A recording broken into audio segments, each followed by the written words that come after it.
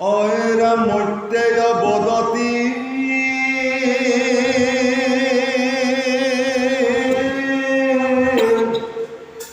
পুনা কুরুপতি পাশে যেন কথা ভুলা নারদর শিক্ষা মনে ধরি ধ্রুব মধুবনে গইলা পায়া মধুবন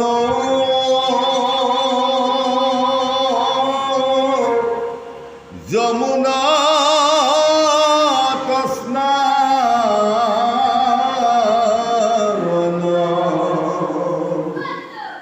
করি স্বয়ং ভুব নাতি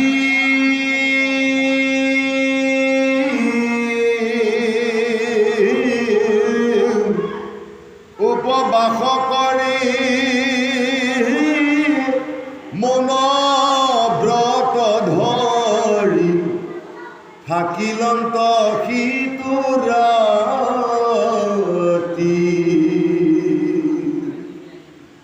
অয়রা মুখা সময়ত স্নানী যমুনাত তীরতর নির্মীয় স্থান বন্য ফুল ফল আনিল সকল খুঁজি পাইলা যত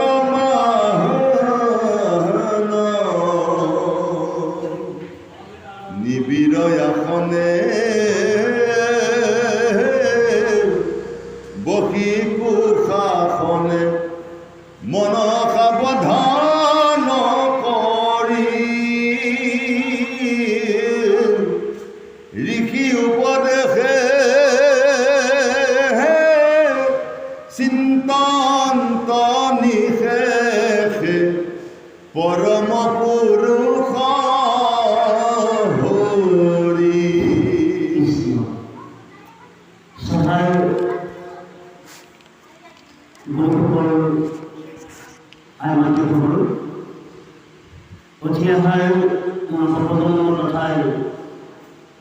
শ্ৰী শ্ৰী লক্ষ্মী মন্দিৰৰ বছৰেকী বাৰ্ষিক হিচাপে আমি বহুদিনৰ পৰা পালন কৰি অহা আমি দেখিছোঁ বা গম পাইছোঁ। সেই মৰমেৰে আজি সিধাবাৰী গাঁৱৰ দ্বাৰা সমূহ ভক্তবৃন্দ লগ লাগি আজি আকৌ এদিনীয়া কাৰ্যসূচী হিচাপে যি শ্ৰী শ্ৰী লক্ষ্মী মন্দিৰৰ যি মহাপুৰুষ ভগৱন্তৰ যি শ্ৰীমুখৰ বাণী, এই বাণীভাগ লক্ষ্মী মন্দিৰত এই ভাগৱত আৰম্ভ কৰাৰ লগে লগে বা ভাগৱতৰ চৰ্চা কৰাৰ লগে লগে ইয়াত আমাৰ কি হয় যে তিনিটাৰ বুলি নহয় চাৰিটাৰ জীৱন মুক্ত হৈ পৰে। আমি মানৱ জীৱনটো ইমানেই শ্ৰেষ্ঠ জীৱন যে আমি অমাত জন্তু বা প্ৰাণীসকলক আমি মানুহে মানে এই ভাগৱতৰ বা ভগৱন্তৰ কথা শুনিবলৈ সুবিধা কৰি দি অমাত জিনিছেও মানে মুক্ত হ'ব পৰা এটা কণ্ঠ বুলি কৈছে ভাগৱত। গতিকে এই ভাগৱতৰ আখ্যানটো আপোনালোকে সুন্দৰভাৱে গুৰুসকলে আইসকলে উঠি অহা ল'ৰা ছোৱালীসকলে মন কৰিব যে ভাগৱত ইয়াত সাগৰৰ লগত তুলনা কৰিলে যে সাগৰৰ লগত তুলনা কৰা ভাগৱততো আমি ইয়াত পদৰ মাধ্যমে আলোচনা কৰি যাওঁতেই হয়তো ইয়াত ত্ৰুটি বিচুকি হ'ব পাৰে। গতিকে বক্তাত থাকি কৈছে চুপ্তাৰ বেছি জ্ঞান উপলব্ধি কৰিব পাৰে। যিজনে কৈ আছে যে সেইজনত থাকি বেছি মানে জ্ঞান লাভ কৰিব পাৰে যে শুনি থকা যায়। গতিকে শুনাটো বা চবৰ শক্তিটোৰ বেছি বুলি কৈছে ভাগৱত। গতিকে ইয়াত ক'লে যে মৈতেৰ বদতি শুনা কুৰুপতি পাছে যেন কথা কইনা নাৰদৰ শিক্ষা মনে ধৰি ধ্ৰুৱ মধু বনে চলি গ'লা। গতিকে এইটো সুন্দৰভাৱে যেতিয়া ক'লে যে মৈতেৰ বদতি যে শুনা কুৰুপতি, কাক ক'লে কুৰুপতি? যে কুৰুপতি বুলি কৈছে তাৰমানে যে উত্তৰায়ণ নন্দন অৰ্থাৎ পৰীক্ষিত।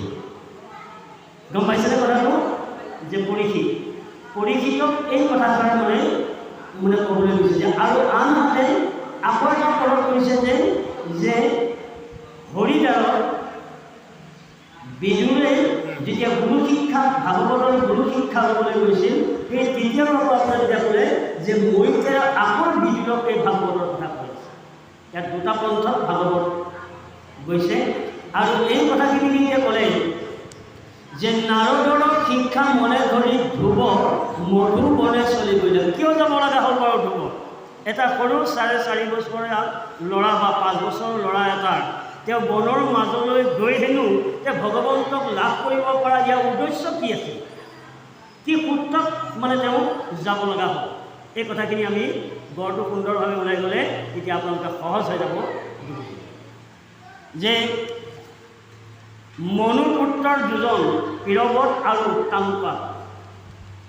তেওঁ উত্তানপাদৰ নিজৰ স্ত্ৰী আছিল দুগৰাকী। এগৰাকী নাম হ'ল সুৰুচি আৰু এগৰাকী হ'ল সুনীতি। গতিকে আমাৰ দুগৰাকী, এগৰাকী হ'ল সুৰুচি আৰু এগৰাকী হ'ল সুনীতি। যে সুৰুচি শব্দৰ অৰ্থটো হৈছে অলক্ষী। কথাটো গম পাইছেনে?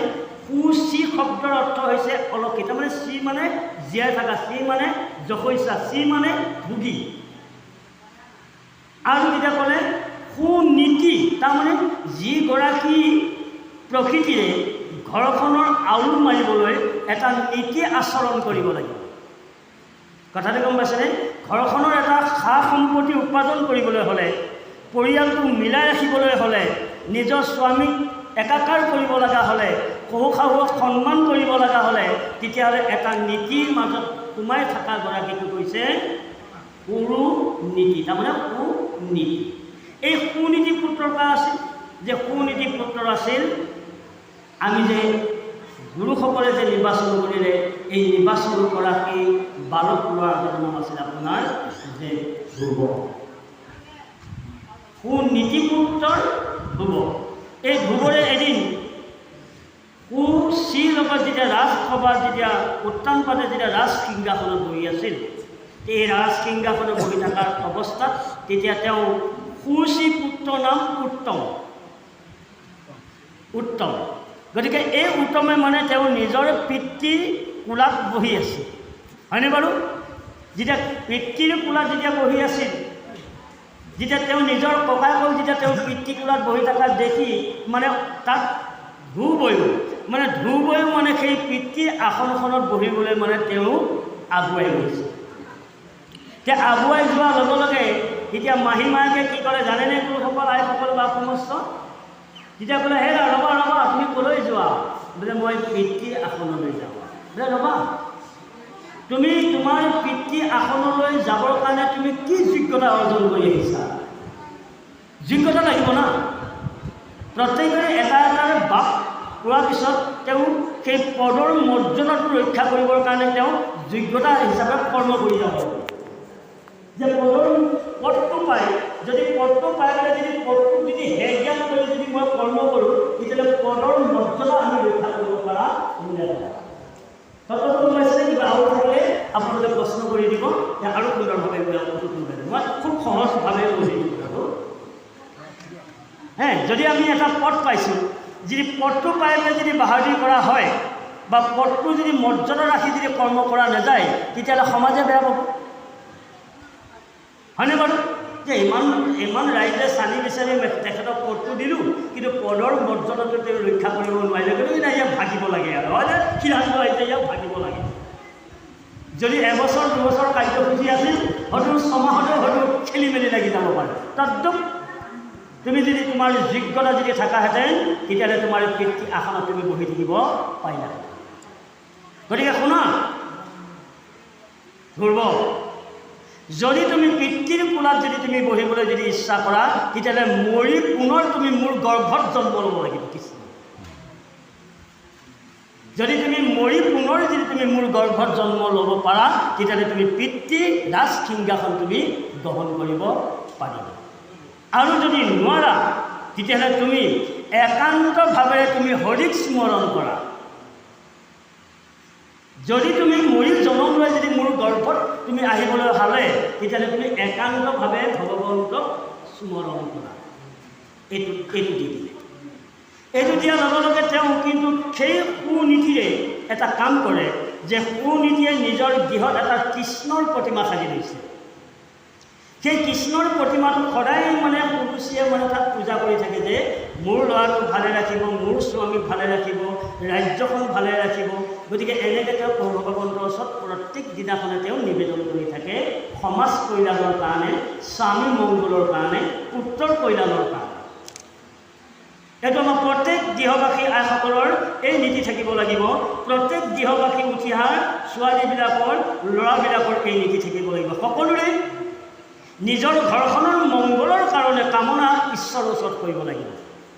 কিন্তু চুৰ ততাৰি কৰি, বদমাছ কৰি, ধন ঘটি ঘৰখন উন্নতি কৰাৰ চেষ্টা কৰিব কেতিয়াও নালাগে। সেই ধনটো মাত্ৰ দুদিনৰ সোৱাদ, কিন্তু 3 দিনৰ দিনাখন তেওঁ গেলি পচি যাব সেই বস্তু, সি কেতিয়াও থিয়ে নাথাকে। গতিকে এই কথাখিনি শুনি মনতে বেজা পাই মাতৃৰ লগত শুই থকাৰ সেই ধ্ৰুৱ ৰাতি 12টা বজাতে মাকক মানে বিচনাৰ পৰা তেওঁ উঠি গৈ অৰ্তব্যৰ হাবিত তেওঁ প্ৰৱেশ কৰিলে। তেওঁ অৰ্তব্য হাবিত প্ৰৱেশ কৰি দিলে। কি কৰিলে?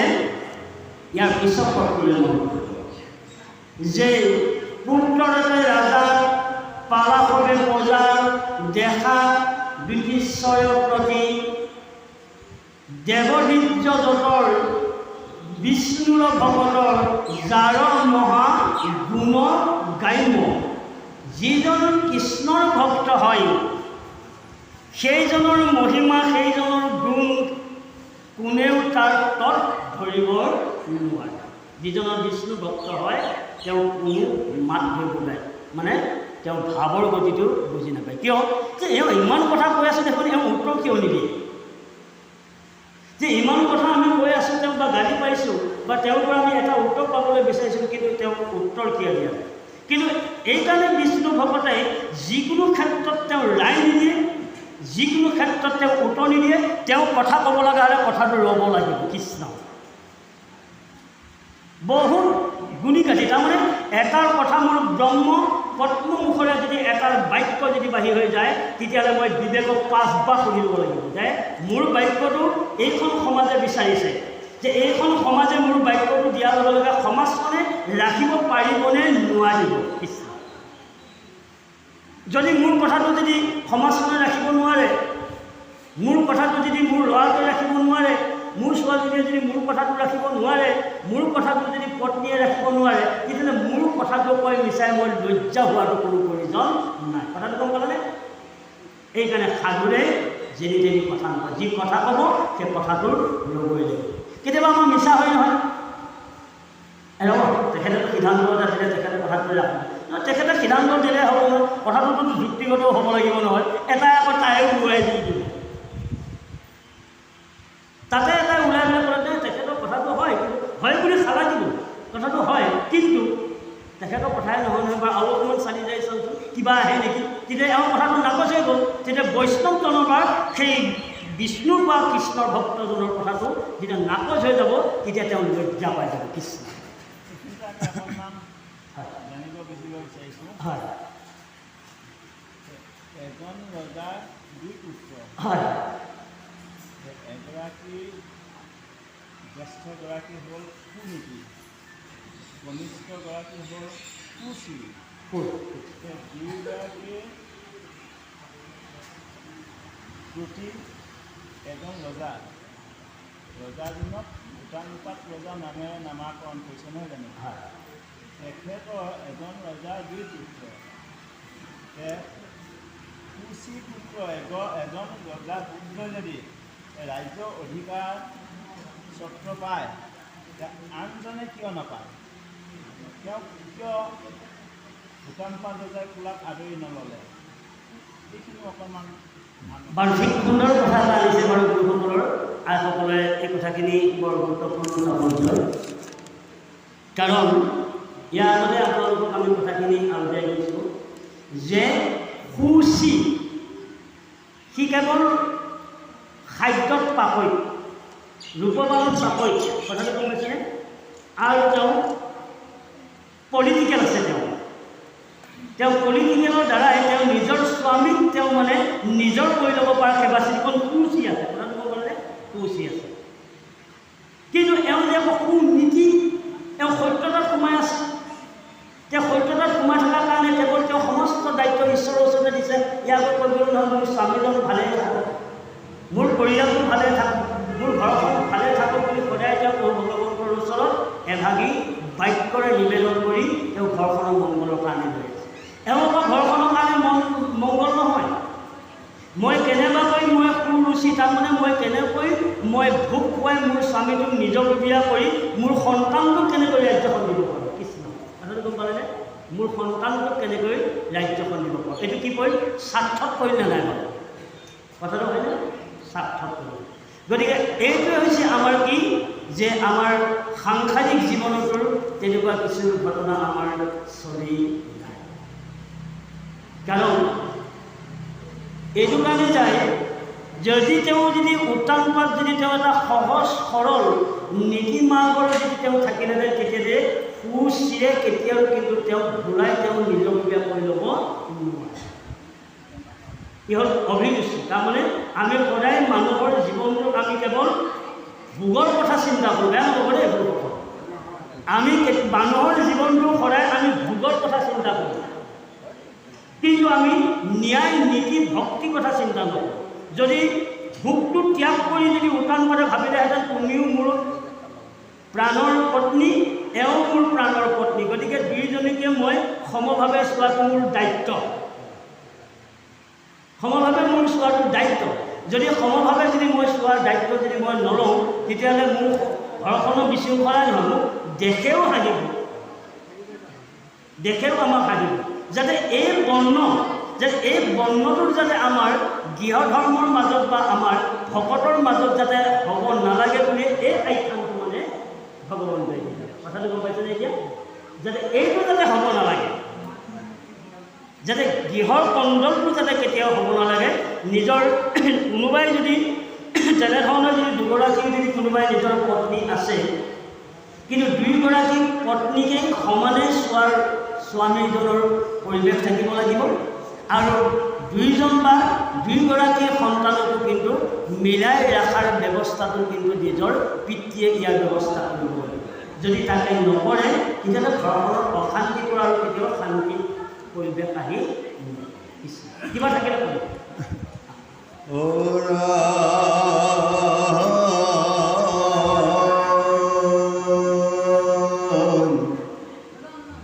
জিতাখন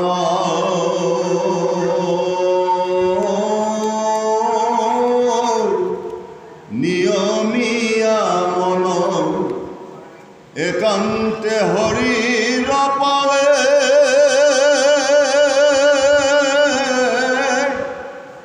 প্ৰত্যেকে দিনতে তিনিও সন্ধ্যাতে পূজন্ত ভকতি ভাৱে, নাৰদৰ মত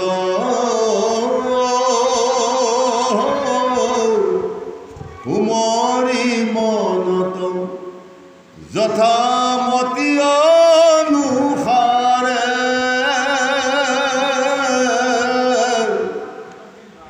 পৰিতুতি কৰন্ত প্ৰণতি পদক্ষিণ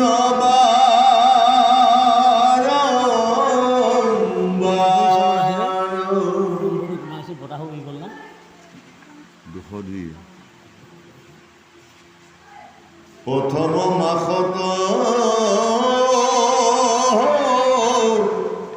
তিনি ৰাত্ৰ ব্ৰত কৰিলা নিপ কুমাৰ,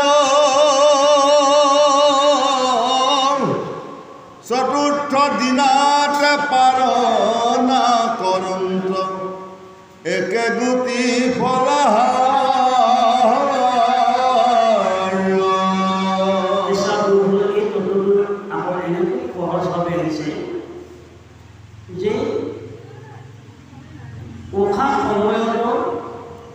স্নানী যমুনাত তীৰত নিমিয়া স্থান বনৰ ফুল ফলৰ আনিল সকলৰ পুঁজি পাইল জগৰ মা। এতিয়া চাওক আমাৰ ভকতসকললৈ এই বস্তুটো আনিছে। যেতিয়া আমি গুৰুমুখী হ'বলৈ যাওঁ, গুৰুৰ ওচৰত শৰণ লোৱা হয়, কথাটো গম পাইছিলে বা? গুৰুৰ ওচৰত যেতিয়া আমি শৰণ লোৱা হয়, তে গুৰুৱে আমাক কিছু নীতি শিক্ষা দিয়ে। যে এই নীতি শিক্ষাটো কি দিয়ে? যে ব্ৰহ্ম পোৱাতে বিচনা ত্যাগ কৰিবা। ব্ৰহ্ম পোৱাতে বিচনা ত্যাগ কৰি শৌচ পেচাব কৰি স্নান তৰ্পণ কৰি প্ৰভু ভগৱন্তলৈ দুটামান বস্তু যোগাৰ কৰিবা। কি দুটামান বস্তু? সেই হ'ল ফুল, পুষ্প বা ফল। এইখিনি যোগাৰ কৰি নিজৰ দেহৰ মংগল আৰু ভক্তি ৰক্ষা কৰিবৰ কাৰণে ঈশ্বৰৰ ওচৰত নিবেদন কৰিব লাগে। ৰাতিপুৱাই দেই ঈশ্বৰৰ ওচৰত নিবেদন কৰিব লাগে। কিয়? যে প্ৰভু ভগৱন্তৰ যদি মই সন্তুষ্ট কৰিব পাৰোঁ, প্ৰভু ভগৱন্তক যদি মই কৃপা লাভ কৰিব বিচাৰোঁ, তেতিয়াহ'লে মই এইটো বস্তু আমি কৰিব লাগিব। কিন্তু আমি কি কৰা যায় জানেনে? কিন্তু মানৱ জীৱনটো শ্ৰেষ্ঠ বুলি যদিও আমি কওঁ, কিন্তু গুৰু ঘৰত শৰণ লওঁ, কিন্তু 7টা নবজালৈকে আমি বিচনাতে উঠিয়ে যাওঁ। পটুলৈ কওঁ যে 7টা নবজালৈকে আমি আপোনাৰ বিচনাপদ ত্যাগ নকৰোঁ। কিন্তু ভাগৱতে কৰে নহয়, সেই ব্ৰহ্ম পুৱাতে উঠিব লাগে।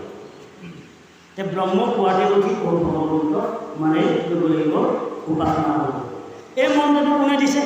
যে এই মন্ত্ৰটো সেই ধ্ৰুৱক দিছে নাৰদে। এই মন্ত্ৰটো দি দিলে কথা হয়নে বাৰু? এই মন্ত্ৰটো নাৰদে সেই 5 বছৰীয়া ল'ৰাটো দিছে। ৰূপা, তুমি যদি ঈশ্বৰক লাভ কৰিবলৈ বিচাৰিছা, তেতিয়াহ'লে তুমি সোনকালে উঠিব লাগিব। উঠি তুমি যমুনা নদীত স্নান কৰি তুমি ফলহাৰ যোগাৰ কৰি ঈশ্বৰক নৈবেদ্য আগবঢ়াব। আমালৈ এনে বস্তু আমি এই কামটো আমি কৰিব লাগিব। যদি আমি কোনোবাই যদি বুজি নোপোৱাকৈ যদি এই কামটো যদি আমি কৰা নাই, তেতিয়াহ'লে এই কামটো কৰিবলৈ যত্ন কৰিব লাগিব। যত্ন কৰিব লাগিব। যত্ন অসাধ্যৰ একো নাই। যত্ন কৰিলেহে তাৰ পৰা এটা ৰত্ন পোৱা যায়। কিন্তু আমিতো সেইটো যত্ন নকৰোঁ। অলপ বেলিটো ৰ'দ লগালৈ চাওঁ, বা আমাৰ নিদ্ৰাটোৱে বেছিকৈ ৰাতিপুৱা সময়ত হেঁচা মাৰি ধৰে। তে সেইখিনি সময়ত ধৰা লগে লগে তেতিয়াহ'লে আমাৰ উশাহ কীৰ্তনটো গুচি গ'ল, ৰাতিপুৱা কীৰ্তনটো গুচি গ'ল, ৰাতিপুৱা পূজা ভাৱ গুচি গ'ল। যাতে এইটো যাতে কেতিয়াও কৰিব নোৱাৰে। আৰু যদি কেতিয়াবা আকৌ কৰিব নলগা হয়, যদি চাহ ৰাতিও যদি ভকতৰ মাজত যদি এনেকৈ ভাগৱতত বহি যদি ভাগৱত অধ্যয়ন কৰা হয়, তাতে যদি আপোনাৰ বেলি ওলাই যায় বা বেলি দুপৰীয়া হ'লেও তাত কিন্তু ক'বলৈ নাই, কিন্তু তাতে গাৰ্গীটো হৈ আছে। সেই গাৰ্গীটো হৈ আছে। কিন্তু আমি তেনেকৈ যদি নাথাকোঁ, গৃহবাসত থাকিলে এইটো কাম কৰিবই লাগিব। তেতিয়া ক'লে গুৰুসকল পিছত যে নিবিড় আসন বহি প্ৰশাসনে মন সাৱধান কৰি পালেনে? গম পাইছেনে গুৰুসকল? যে নিবিড় আসন মানে প্ৰশাসন, মানে আজিকালিতো কুশৰ আসনটো নাই, তেতিয়াহ'লে কুশৰ আসনত থাকি পাত্তা আসন, পট্টা আসন 12খন আছে। 12খন আসনৰ ভিতৰত 3খন আসন মানে বেছি গুৰুত্ব। এখন গোসাসন, পাত্তা আসন, পট্টা আসন। তাৰমানে বস্তা, পটা বস্তা আৰু মানে কলপাত, পট্টা আৰু পট্টৰ।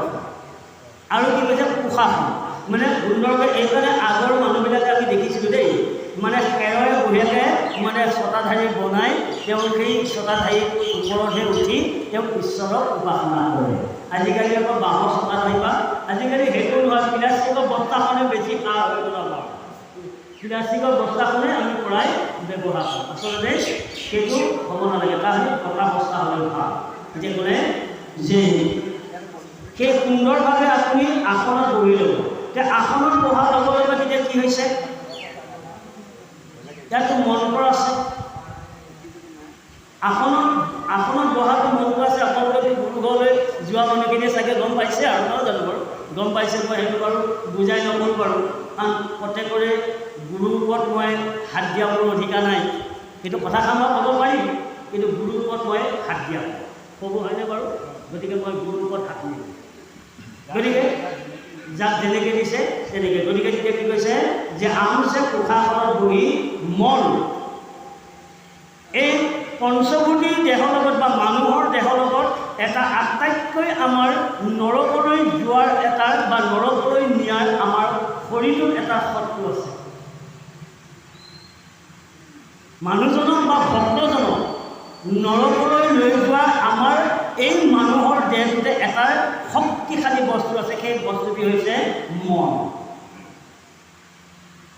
আমি যিমান কৰ্ম কৰিছোঁ মনে কৰি আছোঁ, যিমান খাদ্য খাইছোঁ মনে বিচৰা খাদ্য খাইছোঁ, যিমান পিন্ধিবলৈ মন গৈছে মনে বিচৰা বস্ত্ৰ কাপোৰ কিনিছোঁ, আৰু যিমান আমি ফুৰিবলৈ গৈছোঁ কেৱল মনৰ আজ্ঞাতহে আমি দৌৰি আছোঁ। তেনে মনক বিষয় ভোগৰ পৰা আঁতৰাই আনি মনক এনেকুৱাকৈ প্ৰশিক্ষণ দিব লাগিব যাতে তেওঁ কৃষ্ণ নামৰ বাহিৰে যাতে আনত কেতিয়াও তেওঁ মন নেযায়। পাইছেনে গম কথাটো? কৃষ্ণৰ বাহিৰে যাতে মনটো যাতে কোনোফালে নাযায়। কেতিয়াবা এনেকুৱা আমাৰ মনটো খেলি মেলি হয় যে সেই পোশাকখনত বহি আমি ভগৱন্তক স্তুতি কৰিলেও যদি বাহিৰত যদি কিবা এটা যদি হুলস্থুল হয় খংকৈ মন তাতে কাণখন সোমাই গ'ল কৃষ্ণ। কিন্তু বাহিৰত হুলস্থুল এটা লাগিছে, মই মণিকূটত সোমালোঁ, আসন প্ৰাণায়াম কৰি ঈশ্বৰক মই জপ কৰিছোঁ, কিন্তু ইয়াত যদি বাহিৰত যদি কিবা এটা কাৰণত যদি কোনোবা নাতি এটাই কান্দিছে বা বোৱাৰীজনীয়ে চাপৰ এটা দি কন্দুৱাইছে, এতিয়া আপোনাৰ তাতো মানে যায় এই খণ্ডনৰ বিষয়টো আহি তাত আপোনাৰ সেই মণিকূটত প্ৰৱেশ কৰিলে। তেওঁ মণিকূটত প্ৰৱেশ কৰাৰ লগে লগে জপ, যিটো তেওঁ নামৰ যিটো জপ কৰিবলৈ আসনত বহিছে, এই জপটো খেলি মেলি হৈ গ'ল। এইটো বৰ গুৰুত্বপূৰ্ণ কথা কৈ আছোঁ দেই, যে খেলি মেলি হৈ গ'ল। যে খেলি মেলি হৈ যোৱাৰ লগে লগে সেই মনটো দুভাগ হৈ গ'ল নে নাই?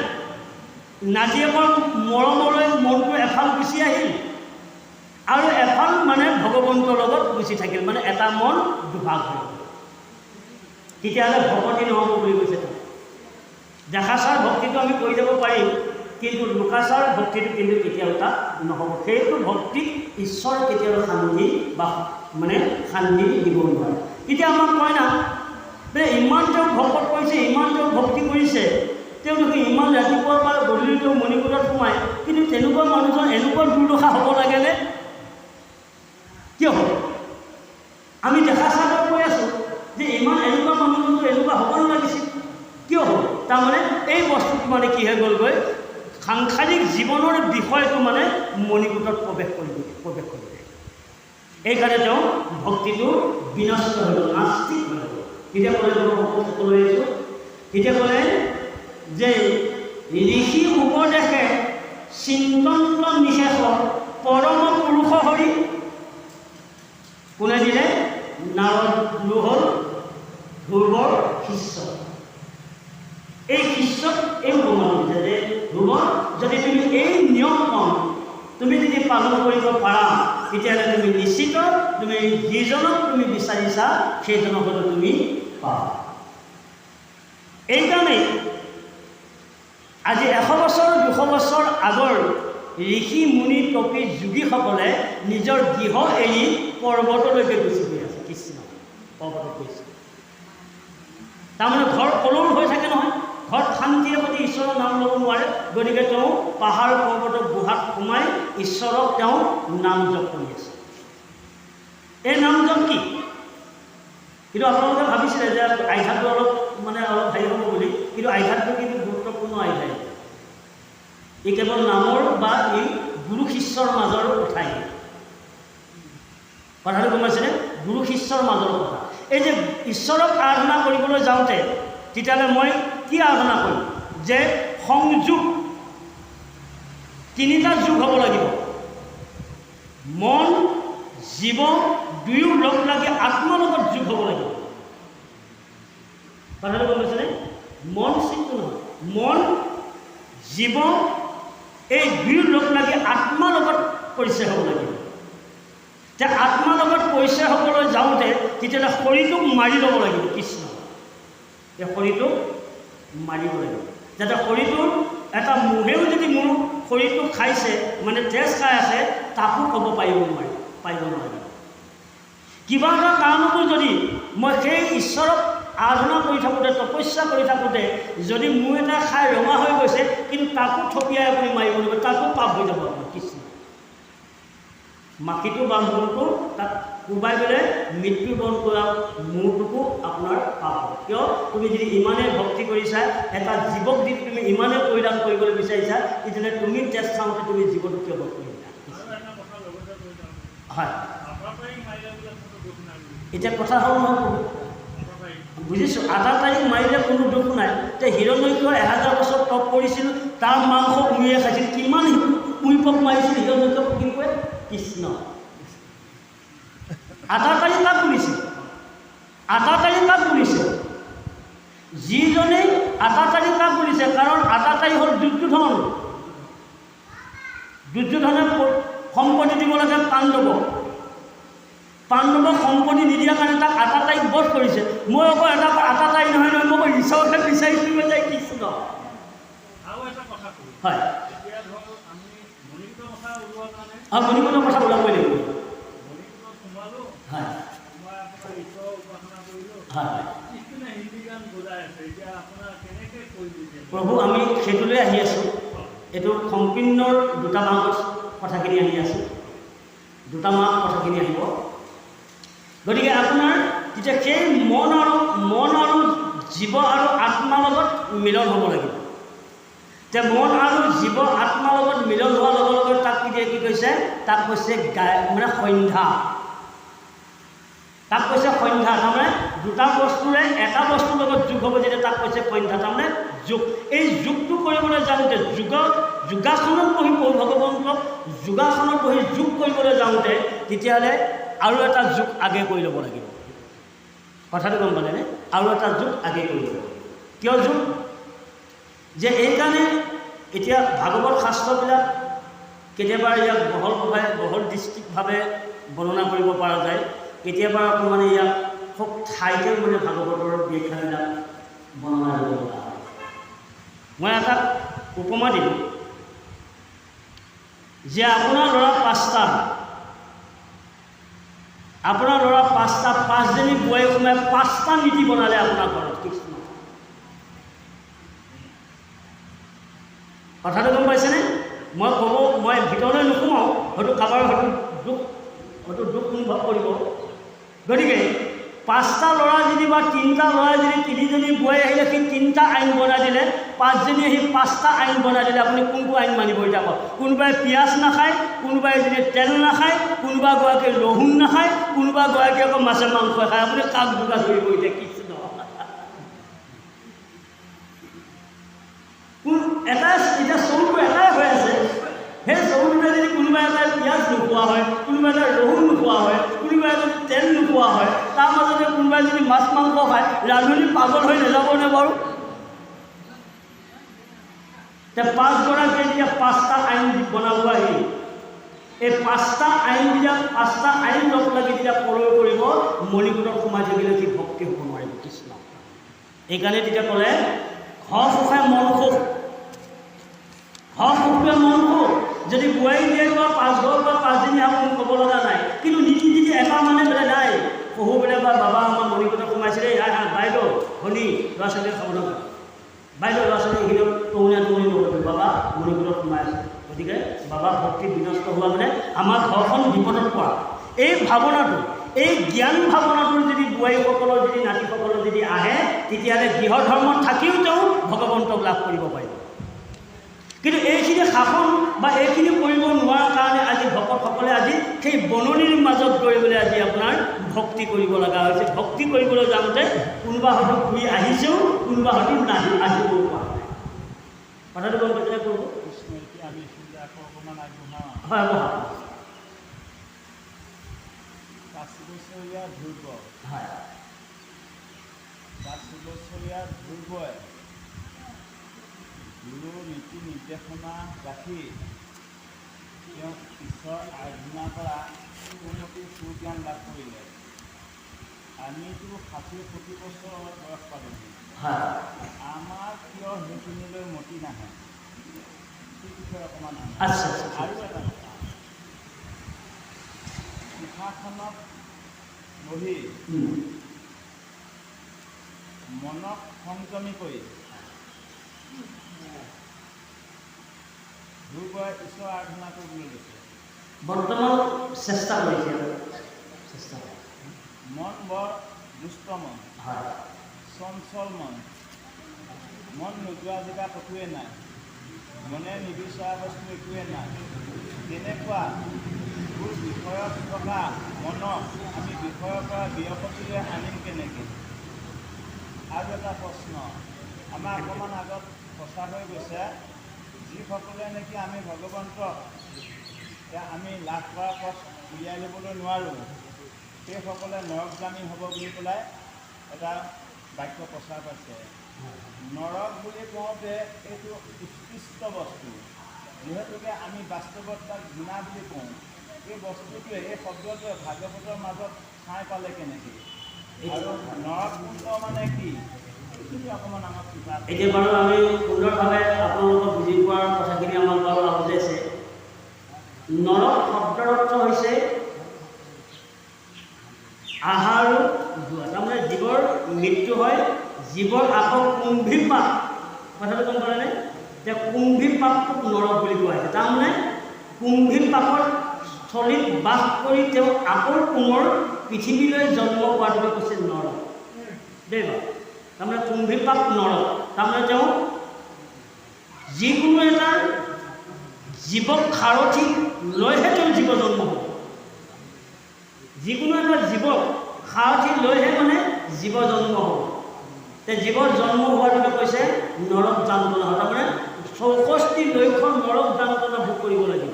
64 লক্ষণ নৰক যান্ত্ৰণা ভোগ কৰাৰ লগে লগে তাৰমানে তেওঁ 64 লক্ষত জন্মই ল'ব লাগিব।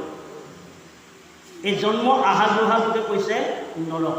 দেখো আমি সেই মাতৃৰ গৰ্ভৰ কথা কিন্তু আজকালি গম পাইছে, কেৱল মই কথাষাৰ চুই গৈ আছোঁ।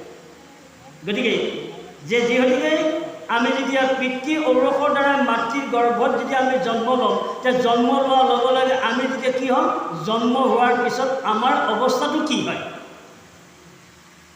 আমাৰ অৱস্থাটো কি হয়? আমি মানে তাত ধূলি মাকতিৰে লগ লাগি আমি মানে পৃথিৱীত আমি জন্ম ল'ব লগা। কথাটো কেনেকৈ কৈ গৈছোঁ আপোনালোকে গম পাইছেনে? কেনেকৈ কৈ গৈছোঁ গম পাইছেনে? আপোনালোকে জটিল আছে নেকি বুজা? যদি জটিল হয় মোক কৈ দিব। ধূলি মাকতি, মাতৃৰ গৰ্ভতে আমি ধূলি মাকতি লাগি আমি পৃথিৱীত জন্ম হৈছোঁ, অৰ্থাৎ নৰকৰ কুণ্ডৰ পৰা আমি বাহিৰ হৈ আহিছোঁ। কৃষ্ণ, কথাটো গম পাইছেনে? নৰকৰ কুণ্ডৰ পৰা বাহিৰ হৈ অহাটোকে কৈছে নৰক যান্ত্ৰণা ভোগ কৰা। কিন্তু কোনো এজন আমাক হয় পিক্সাত দেখুৱাইছে বা ভাগৱতে কৈছে যে মানুহজন মৰাৰ পিছত যমৰজাই শাস্তি দিবগৈ, যায় নৰকত পেলাই পেলাই তপৰ তেলত ভাজিব, হয়নে বাৰু? আপোনাৰ তপৰ তেলত ভাজিব, যমৰদূতে শাস্তি দিব। কিন্তু তাত থাকি শাস্তিবিলাক আকৌ ডাঙৰ কথাবিলাক কি শাস্তি? মাতৃৰ গৰ্ভত সোমাই থকাটো আৰু ডাঙৰ শাস্তি। মাতৃৰ গৰ্ভত এইটো কুম্ভী পাপ নৰকত য'ত দপ দপকৈ মাতৃৰ গৰ্ভত একুৰা জুই জ্বলি আছে। সেই জুই জ্বলি থকাৰ অৱস্থাতে আকৌ মাতৃয়ে কি খাইছে? তাত বোলে টেঙা লাগিল হাঁহ, তাত বোলে কি জ্বালা খালে লাগিল হাঁহ, তাত বোলে গৰম পানী, এনেও জুই জ্বলি আছে, আকৌ তাতে গৰম পানী দিলে আৰু যান্ত্ৰণা। গতিকে সেই মাতৃৰ নৰকৰ গৰ্ভত সোমাই থকা সন্তানটোৰ যান্ত্ৰণাত মানে তেওঁ ভোগিত হৈ সেই সন্তানটোৱে কৈছে, প্ৰভু মোক মাতৃৰ গৰ্ভৰ পৰা মোক উলিয়াই দিয়ক আৰু প্ৰভু মোক বাহিৰ কৰক, যাতে মই বাহিৰ হোৱাৰ লগে লগে মই আপোনাক সেৱা কৰিম, আপোনাক ভক্তি কৰিম। আৰু যদি তাতে শৈশৱ তিনিকৈ খাইছোঁ প্ৰভু, আৰু যদি সেইটোকে যদি মই কৰিব নোৱাৰোঁ, জন্ম হোৱাৰ পিছত মায়া সংসাৰ কৰি যদি প্ৰভু মই যদি আপোনাক ভজিব নোৱাৰোঁ, তেতিয়া অৱশ্যে হ'ব মই কিন্নতৰো শিলা, হয়নে বাৰু? কিন্নতৰো শিলা। যদি মই আপোনাক ভজিব নোৱাৰোঁ, তেতিয়া মই কিন্নতৰো শিলা হৈ প্ৰভু মই জন্ম ল'ম। গতিকে নৰক যান্ত্ৰণা হৈছে এইটো মাতৃ গৰ্ভৰ তোকে কৈছে কুম্ভী পাপ, কুম্ভী পাপৰ পৰা আমি ওলাই অহা তোকে কৈছে নৰক যাম। আৰু এটা কি ক'লে বা যে আৰু এটা কি ক'লে আপুনি এতিয়া কৈছে যে মনটো আমাৰ খুব বেয়া বস্তু। মনক নিদিবি লাই পেলাই মনে লাইছে খাই মনৰ টাউনতো আমি ভাল ভাল কাপোৰ পিন্ধি আছোঁ, মনৰ টাউনতো আমি আপোনাৰ ভাল ভাল খাদ্য খাই আছোঁ, হয়নে বাৰু? মনৰ টাউনতো আমি চহৰ লগত ঘূৰিবলৈ মন কৰিছোঁ। গতিকে তেনে মনক সংযমী কৰিব লাগিব। ইয়াক সংযমী বুলি কোৱা হয়। এই তেনে মনক আমি সংযমী কৰিব লাগিব। তেনে মনক সংযমী কৰিবলগীয়া হ'লে খাদ্য বিচা থাকিব লাগিব। খাদ্য বিচা কথাটো গম পালে? খাদ্য বিচা যে মনক সংযমী কৰিব লগা হ'লে ভগৱন্তক অৰ্পণ কৰা খাদ্য খাব লাগিব। যি ভগৱন্তক অৰ্পণ কৰা যেতিয়া খাদ্য খাব, সেই খাদ্যৰ দ্বাৰা মেধাৱী শক্তি বাঢ়িব, মানে জ্ঞান বাঢ়িব। যে মেধাৱী শক্তি জ্ঞানৰ দ্বাৰা মনোসাধন কৰিব, খাদ্যৰ ওপৰত সেই মনোসাধন কৰিব। সেই মনোসাধন কৰিব জ্ঞানে, জ্ঞান আৰু কি বুদ্ধি, জ্ঞান বুদ্ধি লগ লাগি মনক শাসন কৰিব। কি শাসন কৰিব? যে মন ভাই তুমি এই যে ৰাজ্যত মন্ত্ৰী হৈ আছা, হয়নে? তুমি এই যে ৰাজ্যত মন্ত্ৰী হৈ আছা, কিন্তু ৰজাটো জ্ঞান, ৰজা হৈছে জ্ঞান। এই জ্ঞানৰ আভাস যদি মনে পায় ৰজাৰ শাসনৰ যদি মন্ত্ৰীক যদি আপোনাৰ ভৈমুখী কৰিব পাৰে, তেতিয়াহ'লে দেশ ৰাজ্যৰ শান্তি নাথাকিব, দেশ ৰাজ্যৰ শান্তি থাকিব। গতিকে মনক স্বাৱলম্বন কৰিব লগা হ'লে তেতিয়াহ'লে আমি খাদ্যৰ ওপৰত জ্ঞানেহে মনক আপোনাৰ এটা ভাল কণ্ট্ৰললৈ নিব। সেইকাৰণে মনক সংযমী কৰিবৰ কাৰণে আজি এই নাৰদে আপোনাৰ এই ধ্ৰুৱক কথাটো গম পালে প্ৰভু, মনক সংযমী কৰিবৰ কাৰণে আপোনাৰ এই নাৰদে আপোনাৰ এই ধ্ৰুৱক মানে শিক্ষা দিছে। তুমি মনক সংযমী কৰিব পাৰিলে তুমি ঈশ্বৰক লাভ কৰিব। কিন্তু মনক চম্ভালিবলগীয়া হ'লে খাদ্য বিচাৰ, নহ'লে ইয়াত কৰিব নহয়। বতাহ খাই জীয়াই আছে, পাত খাই জীয়াই আছে, ফল খাই জীয়াই আছে, ঈশ্বৰক অৰ্পণ কৰা আহা। গতিকে তেতিয়াহে কৈছে মনক স্বাৱলম্বন কৰিব পাৰিব। আৰু কি আছিলে?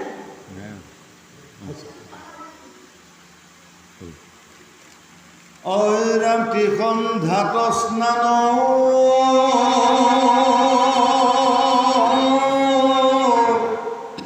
পূজা মন্ত্ৰ ধ্যান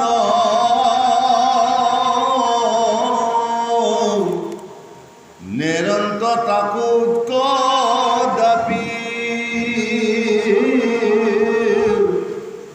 পূজাও বসানে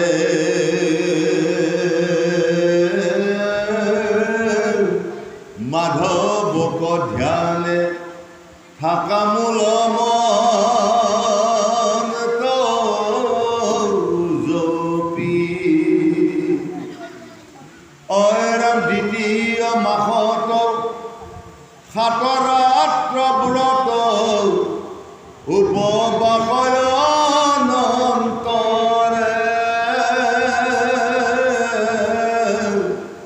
সপ্তম দিনত শান্ত কাপাত পাৰ